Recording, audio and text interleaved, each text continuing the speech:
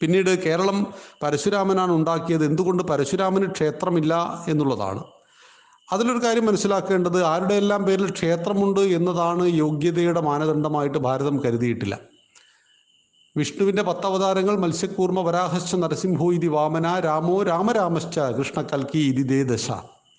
അപ്പോൾ അവിടെ മത്സ്യം, കൂർമ്മം, വരാഹം, നരസിംഹത്തിന് അപൂർവമായിട്ട് ക്ഷേത്രങ്ങളുണ്ട്, ധാരാളം ക്ഷേത്രങ്ങളുണ്ട്. വാമന് ക്ഷേത്രങ്ങളുണ്ട്, പക്ഷെ അത് വളരെ വ്യാപകമല്ല. പരശുരാമൻ്റെ അവതാര ലക്ഷ്യം അധർമ്മത്തിൽ മുഴുകിയ ക്ഷത്രിയന്മാരെ നിഗ്രഹിച്ചുകൊണ്ട് ആ മേഖലയെ ശുദ്ധീകരിച്ച് ധർമ്മത്തെ പുനഃസ്ഥാപിക്കലായിരുന്നു. പക്ഷെ അദ്ദേഹത്തിൻ്റെ ജീവിതം രക്തരൂക്ഷിതമായിരുന്നു.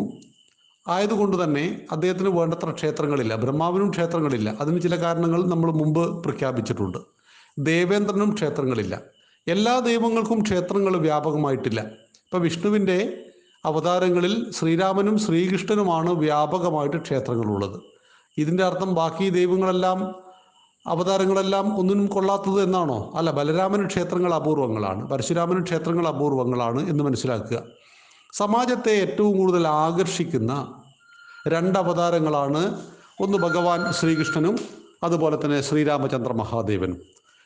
അതാണ് പരശുരാമനെ പോലെ പരശുരാമൻ അതുപോലെ തന്നെ ബലരാമൻ, ഈ 2 ദേവന്മാരും നമ്മെ ആകർഷിച്ചതിൻ്റെ എത്രയോ ഇരട്ടിയിൽ ശ്രീരാമനും ശ്രീകൃഷ്ണനും നമ്മളെ ആകർഷിക്കുന്നുണ്ട് എന്ന് മനസ്സിലാക്കുക.